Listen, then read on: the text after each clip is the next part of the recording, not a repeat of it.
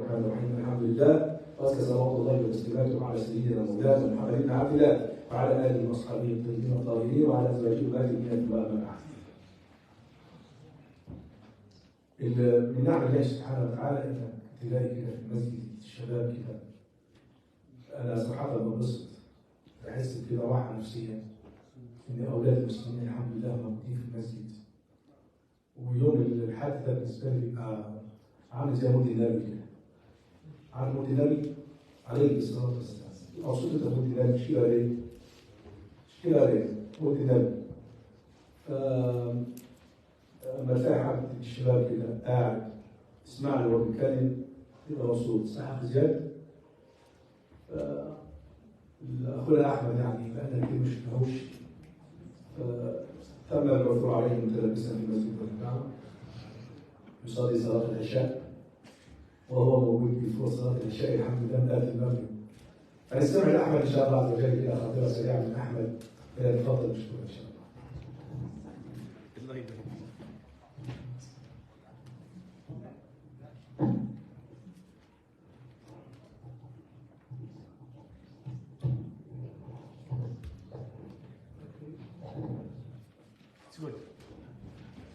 بسم الله والحمد لله والصلاة والسلام على رسول الله. اللهم إنا نسألك علما نافعا ورزقا طيبا وعملا متقبلا. اللهم آمين. رب اشرح لي صدري ويسر لي أمري واحلل عقدة من لساني يفقهوا قولي. السلام عليكم ورحمة الله وبركاته. So today, inshallah, I'd like to speak about hypocrisy and hypocrites.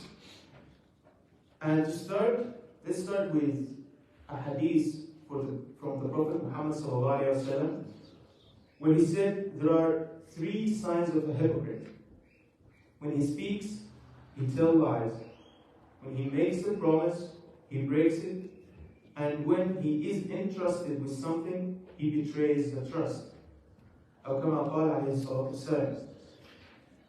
And when did hypocrisy start? Let's start there.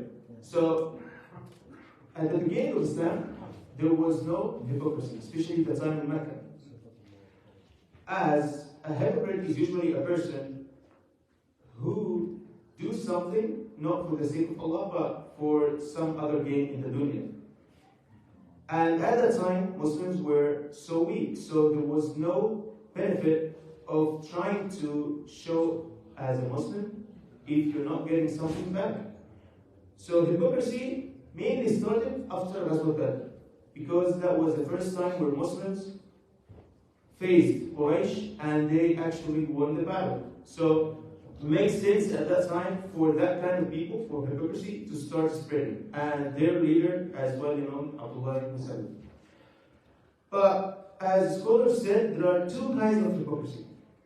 There is hypocrisy in belief and hypocrisy in actions. And the one that basically Abdullah ibn Salul was hypocrisy in belief, where he didn't actually believe in Allah subhanahu wa ta'ala and he didn't believe in Prophet Muhammad sallallahu alaihi wasallam. And that kind of hypocrisy is the worst, and I don't think any of us here or listening are among those. Alone. But alhamdulillah. But the other kind, which is the one that I'd like to speak about in focus, is hypocrisy in action. Which is, you actually believe in Allah subhanahu wa ta'ala, you actually believe Prophet Muhammad sallallahu alaihi wasallam is a messenger from Allah, but sometimes our deeds are not that sincere. Like we do something, not just for the sake of Allah, but maybe something else in dunya. And this kind is usually associated with something else called riyah, which is showing off. It's basically when you associate with partners with Allah subhanahu wa ta'ala in your intention to do something, not just for the sake of Allah, but for something else. For example, Dr. Akram usually, at the beginning of our classes, he usually reminds us to purify our souls, our intentions, just to be, we're here for the sake of Allah subhanahu wa ta'ala. And I'll tell you a hadith from Prophet Muhammad sallallahu alaihi wasallam, and it's quite scary, this hadith, because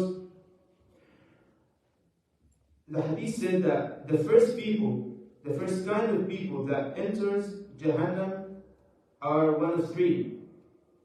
One who fought in battle, like appearing to be fighting for the sake of Allah subhanahu wa ta'ala. Another one who has a lot of money, he gives a lot of sadaqah, he gives zakah, he makes silat rahim. And the third one is one who memorized the Quran and tried to spread the knowledge and like reciting it all day, all night. So just knowing that about those people, like everyone would thought them, like would think of them as like really good people and would like to be among them.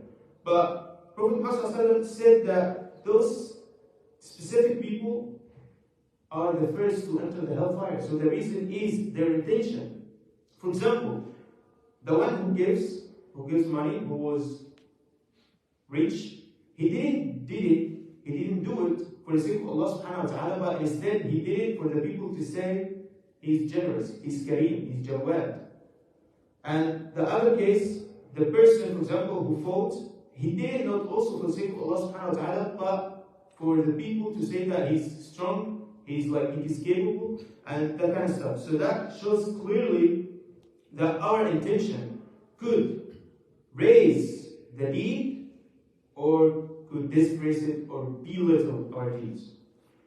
And continuing on that, we could see that nifaq is usually, or like hypocrisy is usually placed in our hearts. Like it's not something you could see on other people. Like you can't know, like if my intention is sincere, I don't know if your intention is sincere. So nobody knows about that. It's usually in heart. And one important point that all of us here need to think about that, because Umar ibn Khattab, he was afraid that he might be among those. So like, it's better for us to think about that, and you know who's Umar.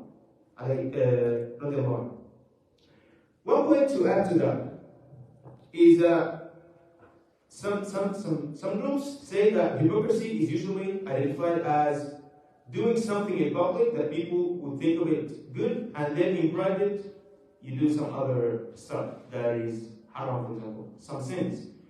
So some groups say that, okay, I don't want to be a hypocrite, so I'll make my public deeds the same as my private deeds, so as not to be hypocrite.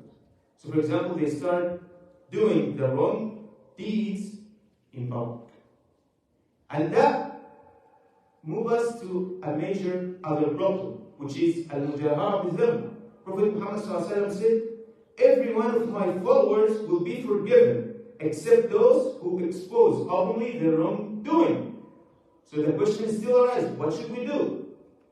So the solution is that the definition of hypocrisy is missing the letter part, which is doing something in public, good, and doing something in private that sometimes you do something in private that is not that good or like that is bad, but you actually hate that part. You want to repent from it, but sometimes your shaitan, your nafs like beats you in a battle, so you do something wrong. But once that happens, you repent and you go back to Allah subhanahu wa ta'ala. That means you, from your heart, you want your private to be as your public, as good as your public, but sometimes you fail. So that is the difference. The hypocrite is the person who actually wants that bad part in his life to stay as it is. He doesn't want to stop, which shows like how we can like check ourselves. And then I'd like to end with this story. One day, a person went to Hudayfa bin Yaman. He was one of the companions of Prophet Muhammad, and he was known as Katim Sir Rasulullah. The person who would Prophet Muhammad tell him a lot of his secrets. And he was known to know the names of the hypocrites. So the person asked him, am I among the hypocrites? So Hudayfa responded in a question, do you pray when you are alone, إِذَا خَلَوْتَ? And do you make istighfar after you commit a sin? That was a question. The guy said, yes, I do that. So Hudayfa said, اذهب فما جعلك الله منافقا. Just go, you're not a hypocrite. So from this, we could see that the solution is in our hands, that we could purify ourselves from hypocrisy, which is, the first is try to pray, qiyam layl, in night, where nobody sees us, no friends, no mother or father or family or wife or husband or children, just you and Allah subhanahu wa ta'ala. Because if you're praying and nobody sees you except Allah, that is pure sincere. And the second point is that once you make a sin, you make istighfar and repent to Allah subhanahu wa ta'ala. That's it. أقول قولي هذا وأستغفر الله لي ولكم إن أحسنت من الله وإن أسأت من نفسي والشيطان وجزاكم الله خيرا كثيرا.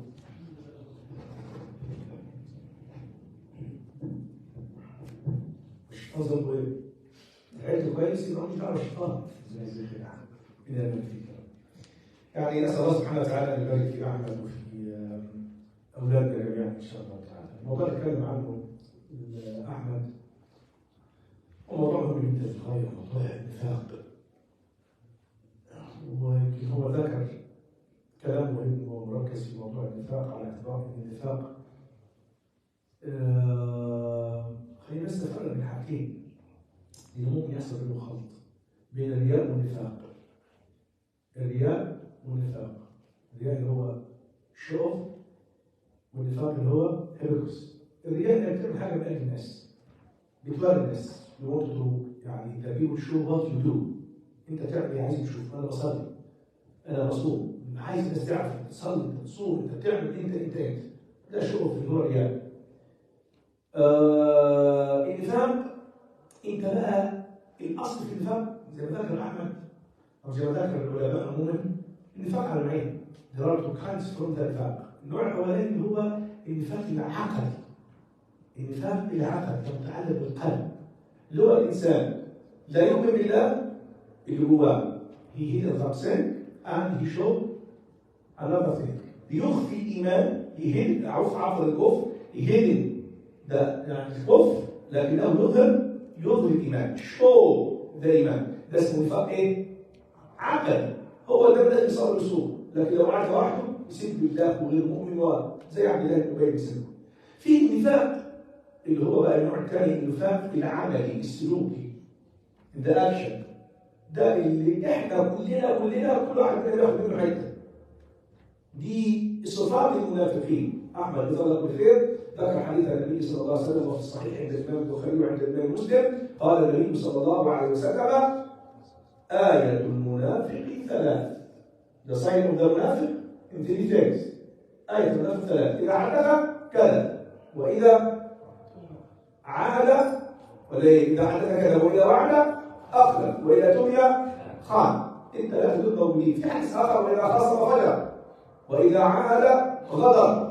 دي والعياذ بالله من صفات المنافقين. وأي واحد يبقى ممكن يكون مسلم وفي حاجة من دول ممكن يكون مسلم وممكن يكذب، ممكن يكون مسلم وممكن يخون الأمانة، ممكن يكون، بس دي كبيرة من الكبائر، وعليه أن يتوب وأن يعود إلى الله سبحانه وتعالى. النفاق عموما زي ما ذكر ابن أحمد لم يظهر إلا في مكة. There is no any hypocrisy في مكة، إنما ظهر فين؟ The people show it in المدينة المنورة. لم يظهر في مكة وإنما ظهر في المدينة، لأن النبي عليه الصلاة والسلام he was weak, very weak. There is no any يعني ability وده حصل، ما فيش قدرة، ما فيش إمكانية، ما فيش طاقة، ما فيش جيش، ما فيش عدد. فاكرين لما كان سيدنا النبي يمر على سيدنا عمار بن ياسر وأبو ياسر والسيدة سمية وهم بيعاتبوا ليه؟ صبر يا ياسر، ليه بيشنت؟ ليه؟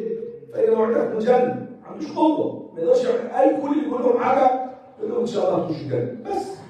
ولكنهم كانوا مؤمنين صادقين. احنا محتاجين احنا نسمع من الكلام ده كله وقلنا ان احنا اسال الله جل وعلا اولا ان يبرئنا من نفاق القلب، ان يبرئنا منها. لكن القضيه بقى ان احنا نعمل عمل ونقع فيه، فمفترض ان احنا دائما نبدا كده نراجع نفسنا. لو الواحد كان في امر ما يبقى استغفر الله جل وعلا، لو في خيانه في الامانه يبقى استغفر الله جل وعلا، لو وعد الناس وعد معين وخلافه يبقى استغفر الله سبحانه وتعالى. والا هذه اشكاليه كبيره جدا للغايه.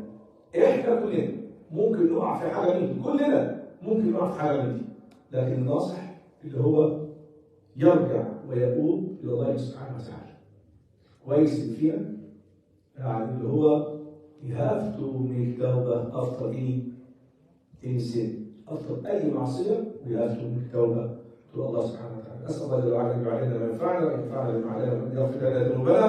وصلي وسلم وبارك على سيدنا محمد وجزاكم الله خير الجزاء.